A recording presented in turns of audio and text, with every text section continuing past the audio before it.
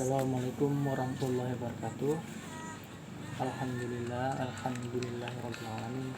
Wassalatu wassalamu ala asrofil anbiya wal mursalin wa ala alihi washabbihi rasulillahi ajmain. Pertama-tama marilah kita panjatkan puji syukur kita atas kehadirat Allah Subhanahu wa taala yang telah memberikan rahmat, kesehatan pada kita semua sehingga kita atau saya bisa membuat video pada malam hari ini. Perkenalkan, nama saya Muhammad Khairi dari kelas SI 4R. Nah, pada video kali ini saya akan menjawab ataupun tugas dari Bapak Indra Ramadona Harhab MA, yang mana dalam mata kuliah analisis proses bisnis. Nah, baik, untuk mempersingkat waktu langsung saja saya akan menjawab satu persatu dari pertanyaan Bapak Indra Ramadona kepada kami, terlebih khusus SI4R. Nah, yang pertama, jelaskan pengertian dan pentingnya analisis proses bisnis. Nah, pengertian analisis proses bisnis adalah suatu kumpulan pekerjaan yang mana saling terkait. Nah, yang ini gunanya untuk membantu suatu perusahaan mendapatkan suatu pengetahuan tentang bisnis, yang mana ini juga memanfaatkan bagi sebuah perusahaan untuk mencari sumber daya manusia atau menggunakan sumber daya manusia, infrastruktur dan modal. Nah, yang kedua, itu pentingnya analisis proses bisnis. Pentingnya ketika kita sudah mempelajari analisis proses bisnis, maka perusahaan itu bisa membandingkan dari tahun sebelum-sebelumnya. Jadi di sini kita bisa menggunakan ataupun mendapatkan suatu ilmu yang mana tujuannya untuk mengembangkan perusahaan tersebut. Jadi kita bisa tahu track depannya usaha apa sih yang cocok untuk dilakukan atau yang bagus dibuka. Itulah pentingnya ketika kita sudah mengenali analisis proses bisnis. Nah, yang kedua, pertanyaannya, ketika kita diberi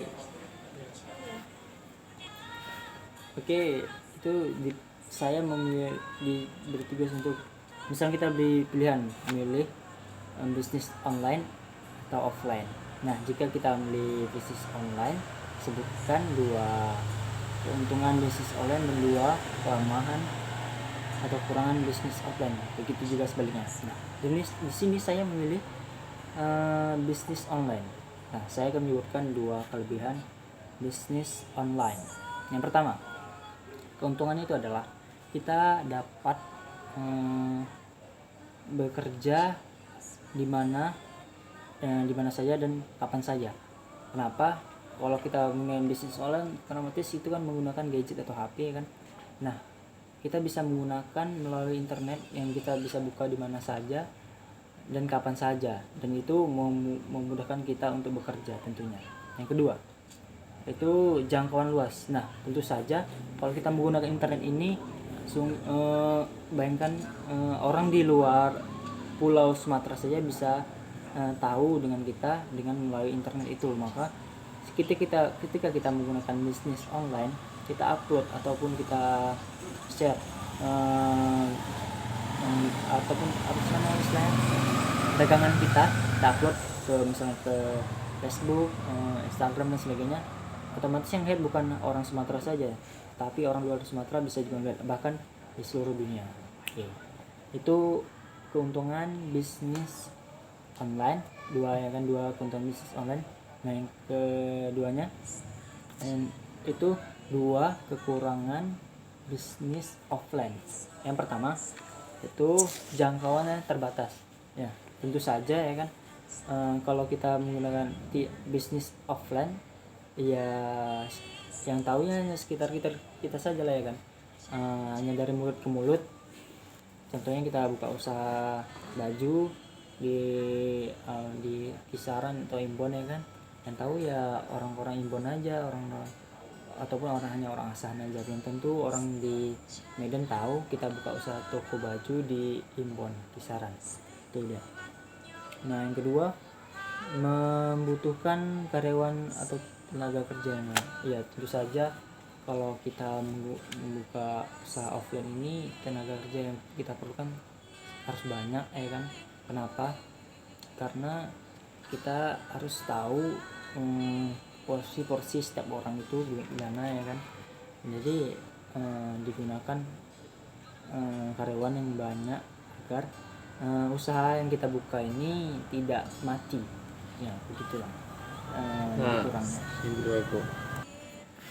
Oke, yang ketiga itu pertanyaannya, bagaimana kita cara mengalahkan pesaing bisnis kita, yang mana bisnis kita itu sama ya kan, tapi dengan dua cara. Sebutkan dengan dua cara saja bagaimana kita bisa mengalahkan pesaing bisnis kita yang mana bisnis kita ini sama. Nah contoh di sini saya misalkan buka usaha mie balap ya kan, contohnya. Nah cara saya untuk mengalahkan pesaing saya itu, pertama, saya akan memperbanyak mie pada setiap bungkus yang saya jual kepada pembeli. Nah, dimana belum tentu mie yang saya bungkus itu belum tentu pesaing saya bisa membuat banyak seperti itu. Nah, itu merupakan suatu poin plus bagi pembeli pada saya. Yang mana, dia banyak kok mie-nya, aku beli sini aja, harganya sama, dia sedikit. Di sini dia banyak mie-nya, aku beli di sini aja lah, dia banyak mie-nya. Tuh poin pertama. Yang kedua, saya akan menambah resep pada masakan saya. Maksudnya misalkan di pesaing saya ini, dia mie balapnya nggak pakai misalnya udah jadi nggak pakai kerupuk, nggak pakai timun. Nah di sini kesempatan saya akan memberikan kerupuk, timun, sehingga masakan saya itu bisa lebih enak, jadi pelanggan pun lebih suka gitu ya kan. Itu merupakan sebuah poin plus bagi pelanggan, sehingga pelanggan tertarik kepada mie balap punya saya gitu sih. Oke, masuk pertanyaan keempat yang terakhir tuh. Itu pandemi COVID-19 ya, yang mana pertanyaannya itu apa keterkaitannya antara virus corona ini atau COVID-19 ini dengan bisnis yang terjadi yang ada pada saat ini, apa itu keterkaitannya. Nah di sini kata saya istilahnya dari pendapat saya kan, terhadap bisnis ini sangat berpengaruh, sungguh sangat luar biasa pengaruhnya. Kenapa? Karena COVID-19 ini banyak kan dilakukan di setiap negara itu lockdown, karena lockdown ini otomatis banyak toko-toko ataupun jual-jual yang tutup. Contohnya di Indonesia aja banyak toko-toko yang tutup karena virus COVID-19 ini, yang mana karena toko itu tutup atau bisnis itu banyak tutup, otomatis itu kan merupakan suatu penurunan drastis bagi setiap pengusaha-pengusaha yang memiliki toko ataupun bisnis, sehingga omsetnya itu menurun. Nah itu merupakan sangat berpengaruh bagi bisnis-bisnis yang ada di Indonesia maupun di luar negeri. Itu merupakan sangat terkait sekali lah, sangat terkait sekali antara COVID-19 ini dengan bisnis yang ada pada saat ini. Kebanyakan bisnis mati atau lumpuh gara-gara akibat pandemi COVID-19 ini. Bukan hanya di Indonesia tetapi seluruh dunia. Oke, baiklah, sekian saja yang dapat saya sampaikan atau yang saya jawab dari pertanyaan yang diberikan oleh Bapak Indra Ramadana Harhat MA.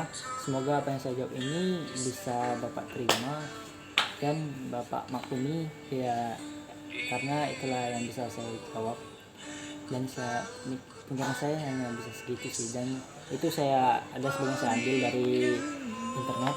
Mudah-mudahan Bapak bisa menerimanya. Oke, lebih dan kurang saya mohon maaf. Wabillahi taufiq wal hidayah. Assalamualaikum warahmatullahi wabarakatuh.